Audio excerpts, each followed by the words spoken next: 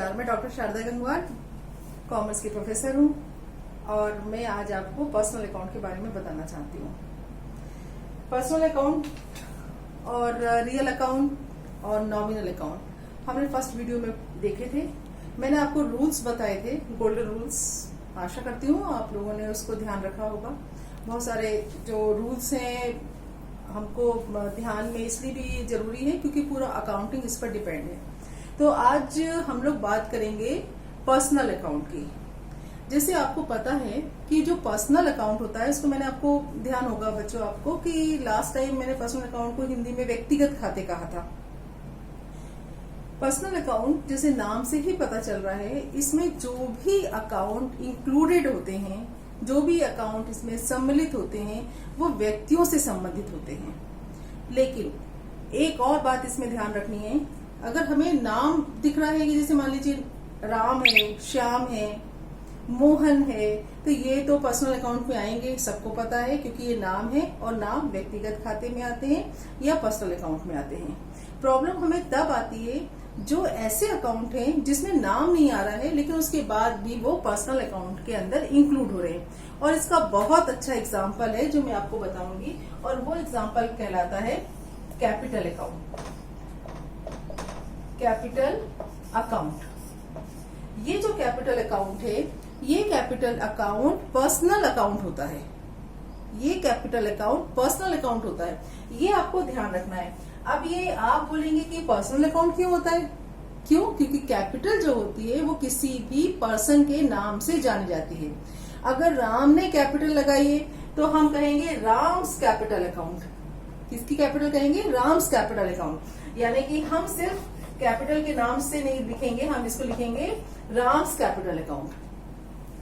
तो यहाँ पर ही कैपिटल अकाउंट, अगर आपसे कोई पूछे कि कैपिटल अकाउंट क्या होता है तो आपको एक बार में उसका जवाब देना है कि कैपिटल अकाउंट पर्सनल अकाउंट के अंदर शामिल होता है। और पर्सनल अकाउंट के अंदर शामिल होने का मतलब क्या है कि जो राम है, राम ने जो कैपिटल लगाई है, राम ने जो पूंजी लगाई है, वो उसके नाम से जानी जाएगी, इसलिए वो पर्सनल अकाउंट के अंदर शामिल की जाएगी। क्लियर हो गया? यानी आपको यहाँ पर समझ में आ गया कि कैपिटल अकाउंट पर्सनल अकाउंट होता है। एक और है जो बहुत इंपॉर्टेंट है, दूसरा है बैंक अकाउंट। बोर्ड बहुत अच्छा वर्क नहीं कर रहा है, हम लोग ऐसी ही बात कर लेते हैं। दूसरा है बैंक अकाउंट। बैंक अकाउंट क्यों पर्सनल अकाउंट होता है? बैंक अकाउंट इसलिए पर्सनल अकाउंट होता है, जैसे आपने अपने बैंक में अकाउंट खोला, तो जब आप बैंक में अकाउंट खोलेंगे तो वो आपके पर्सनल, आपके नाम से जाना जाएगा, इसलिए वो अकाउंट भी पर्सनल अकाउंट होता है। यानी कि ऐसा नहीं हो सकता कि ना मैंने अपने नाम से अकाउंट खोला है तो आपके नाम से जाना जाएगा। हमने जो नाम डाला है वो उसी नाम से इंक्लूडेड होगा जिस नाम से बैंक में खाता खोला गया है। तो पर्सनल अकाउंट के अंदर दूसरा जो अकाउंट आता है वो बैंक अकाउंट होता है। क्लियर हो गया? तो पहले जो इम्पोर्टेंट चीज बताई मैंने आपको, सबसे पहले अगर कोई व्यक्ति उसके अंदर शामिल होता है जिसका नाम हम देखकर ही पता लगा सकते हैं कि ये एक पर्सन है, तो व्यक्तिगत खाता हो गया। और अगर वो पर्सन नहीं है तो हमें दो चीजें ध्यान रखनी है। एक, कैपिटल अगर है, उसने अपनी पूंजी लगाई है तो कैपिटल अकाउंट के अंदर आएगी। दूसरा, अभी मैंने आपको बताया कि किसी भी पर्सन ने अपने नाम से बैंक खाता खोला है तो उस पर्सनल नेम से जाना जाएगा, इसलिए बैंक अकाउंट भी पर्सनल अकाउंट होता है। एक तीसरा होता है ड्रॉइंग्स अकाउंट, वो भी पर्सनल अकाउंट होता है। अगर हम ऐसे बात करें, किसी से पूछे कि ड्राइंग्स अकाउंट क्या होता है, तो शायद हम नहीं बता पाए, लेकिन ये वीडियो देखकर आप जरूर बता पाएंगे कि ड्राइंग अकाउंट भी किसके अंदर आता है? पर्सनल अकाउंट के अंदर आता है। ड्राइंग का मतलब होता है, उसका बहुत ही अच्छा मीनिंग है, अपना लगाया हुआ पैसा विड्रॉ करना, वो ड्राइंग्स कहलाता है। हम इसको हिंदी में आहरण कहते हैं। तो ड्राइंग जो होता है, ये जो कैपिटल है, इसी कैपिटल में से विड्रॉ किया जाता है। ड्राइंग को इसी कैपिटल में से विड्रॉ किया जाता है। अगर आपने वैसे कहीं पैसा निकाला है या कोई और पैसा निकाला है तो वो ड्राइंग के अंदर नहीं आएगा, वो विड्रॉल हो सकता है। किसी और तरीके से बैंक लोन हो, अपने ही पास अपना पैसा निकाल के अपने पर्सनल लोन हो सकता है, ये किसी और तरीके का हो सकता है। लेकिन जो पैसा हमने एज ए कैपिटल लगाया है, पूंजी की तरह लगाया है, उसमें से जो पैसा निकाला है वो आपका ड्राइंग। हमने 4 अकाउंट अभी सीख लिए जो पर्सनल या व्यक्तिगत खाते के अंदर सम्मिलित होते हैं। पहला मैंने आपको बताया कि ऐसे नाम जो व्यक्तियों से संबंध रखते हैं वो सारे के सारे पर्सनल अकाउंट के अंदर आते हैं। दूसरा मैंने आपको बताया कि किसी भी व्यक्ति की जो पूंजी होती है वो पर्सन या उस व्यक्ति के नाम से जानी जाती है, इसलिए वो पर्सनल अकाउंट के अंदर पूंजी को भी सम्मिलित करते हैं या कैपिटल अकाउंट भी पर्सनल अकाउंट के अंदर आता है। इसके बाद मैंने बताया आपको कि अगर कोई व्यक्ति, अगर कोई पर्सन अपना पैसा बैंक में जमा करता है तो उस पर्टिकुलर बैंक में जो खाता खोला जाता है उस पर्सन के नाम से खोला जाता है, इसलिए वो भी पर्सनल अकाउंट के अंदर इंक्लूड किया जाता है।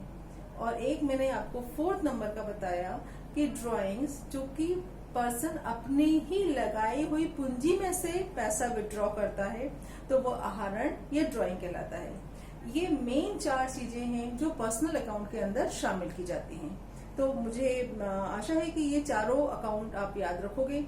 लेकिन अभी मैं आपको एक चीज और बता दूं, जब मैंने आपको लास्ट टाइम जो मेरा वीडियो था उसमें आपने देखा होगा कि मैंने आपको डेबिट और क्रेडिट को लेकर गोल्डन रूल्स बताए थे। यानी कि एक में आपका डेबिट होगा और दूसरे में आपका क्रेडिट होगा। बोर्ड तो चलेगा नहीं लगता है। एक में आपका डेबिट होगा और दूसरे में आपका क्रेडिट होगा। तो कोई भी ट्रांजैक्शन जब होता है, और आपको शायद याद होगा अगर आपने वीडियो बहुत ध्यान से देखा होगा कि कोई भी जब ट्रांजैक्शन करते हैं तो मैंने बार बार आपको बोला था कि ना हमेशा एक ट्रांजैक्शन में 2 अकाउंट खुलते हैं, यानी कि गिव और टेक दोनों चलता है।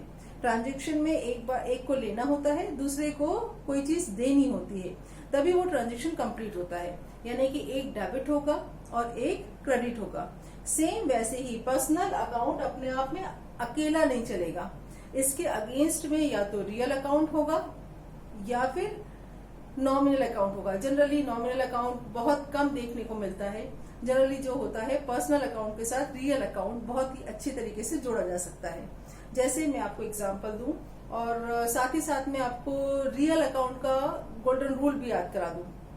रियल अकाउंट का गोल्डन रूल होता है, जो चीज बिजनेस में आए या व्यापार में आए उसे हम डेबिट करते हैं और जो व्यापार से जाए उसे क्रेडिट करते हैं। Debit what comes in and credit what goes out. तो अब जैसे मान लो ये राम की कैपिटल है, राम ने कैपिटल को बिजनेस में लगाया है, तो ये कैपिटल बिजनेस में कैश के रूप में आएगी। तो अभी मैंने आपको गोल्डन रूल बताया रियल अकाउंट का कि जो बिजनेस में आए उसे डेबिट करना है। यानी कि कैश बिजनेस में आया है, इसलिए कैश अकाउंट को हम क्या करेंगे, डेबिट करेंगे। कैश अकाउंट डेबिट हो जाएगा। अब इसके बाद ये जो कैपिटल है, ये आपको मैं वीडियो के फर्स्ट मिनट से बता रही हूँ कि जो कैपिटल अकाउंट है ये पर्सनल अकाउंट के अंदर आता है। और पर्सनल अकाउंट का मैं आपको रूल फिर से याद दिला देती हूँ कि जो पर्सनल अकाउंट का रूल होता है उसमें हम करते हैं पाने वाले को डेबिट, देने वाले को क्रेडिट। यानी debit the receiver and credit the giver. तो यहाँ पर कैपिटल उस पर्सन के पास से जा रही है क्योंकि वो पूंजी लगा रहा है। तो कैपिटल जब जा रही है, पूंजी वो लगा रहा है, तो यानी हमने अभी क्या बात करी, क्रेडिट द गिवर, देने वाला क्या होगा, क्रेडिट होगा। तो यहाँ पर कैपिटल अकाउंट क्या हो जाएगी, क्रेडिट हो जाएगी। तो अभी हम बात कर रहे थे, आप चाहे तो नोट कर सकते हैं कि किसी व्यक्ति ने बिजनेस में कैपिटल लगाई है। कैपिटल अगर उसने कैश में लगाई है तो कैश बिजनेस में आया है और कैपिटल अकाउंट पर्सनल अकाउंट में आता है। पर्सनल अकाउंट का रूल है debit the receiver and credit the giver. उसके पास से पूंजी गई है, इसलिए पूंजी को या कैपिटल को हम क्या करेंगे, क्रेडिट करेंगे। तो ओवरऑल जो इसकी जर्नल एंट्री बनेगी, जो ट्रांजैक्शन कंप्लीट होगा, जिसे हम जर्नल एंट्री कहते हैं और हिंदी में हम उसको पंजी प्रविष्टि कहते हैं, तो वो बनेगा cash account debit to capital account. मुझे लगता है कि ये वाली एंट्री समझ में आ गई होगी, और नहीं तो एक और मैं बहुत ही अच्छे से आपको बताती हूँ कि जो हमारे सेकेंड नंबर का जो अकाउंट था, जिसे हमने बैंक अकाउंट के नाम से जाना था, उसका आप एग्जाम्पल समझ लीजिए। मान लीजिए मैं हूं और मैंने बैंक में पैसे जमा किया, तो जब मैं अपने ही बैंक में अपने पैसे जमा करूंगी तो बैंक रिसीवर हो गया, और बैंक जब रिसीवर हो गया तो अभी मैंने आपको रूल याद दिलाया, debit the receiver and credit the giver. Bank क्या है? पर्सनल अकाउंट है। बैंक पर्सनल अकाउंट है, पर्सनल अकाउंट का रूल क्या होता है? Debit the receiver. तो बैंक रिसीवर है, इसलिए हम उसको डेबिट करेंगे। मैंने पैसे जमा किए हैं, यानी मैं भी एक पर्सन हूं, तो मेरे पास से कैश गया है। रूल का सेकेंड पार्ट आप ध्यान रख लीजिए, debit the receiver and credit the giver. तो मैं पर्सन हूं, मेरे पास से कैश गया है, और जब जा रहा है यानी क्रेडिट द गिवर, तो मैं देने वाली हूं, इसलिए कैश अकाउंट में क्या करूंगी? क्रेडिट करूंगी। तो ओवरऑल जो इस ट्रांजेक्शन की जनरल एंट्री होगी वो होगी bank account debit to cash account. मुझे लगता है कि आपको ये समझ में आ गया होगा। चलिए एक एग्जांपल लास्ट में और ले लेते हैं। जो मैंने आपको बताया था कि एक तो पर्सन आते हैं, पर्सन का एग्जांपल मैंने अभी आपको दिया। दूसरा मैंने आपको बताया था कैपिटल अकाउंट, कैपिटल अकाउंट का एग्जांपल मैंने आपको दे दिया। तीसरा अकाउंट मैंने बताया था आपको बैंक अकाउंट, बैंक अकाउंट का एग्जांपल मैंने आपको दे दिया।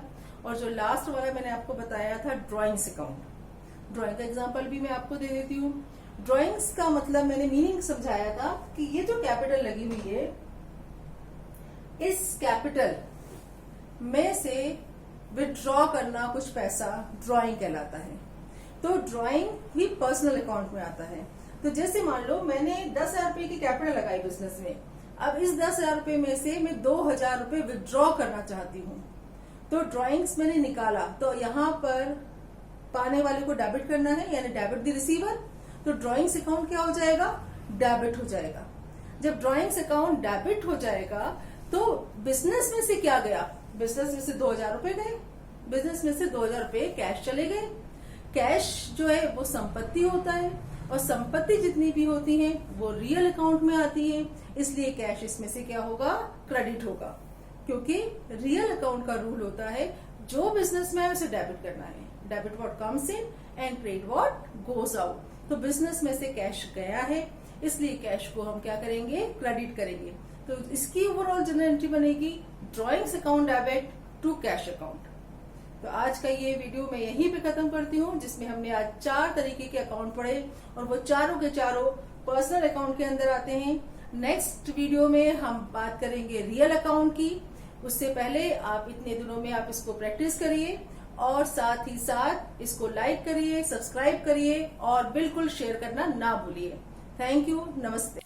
Also, don't forget to hit the subscribe button and bell icon for daily updates.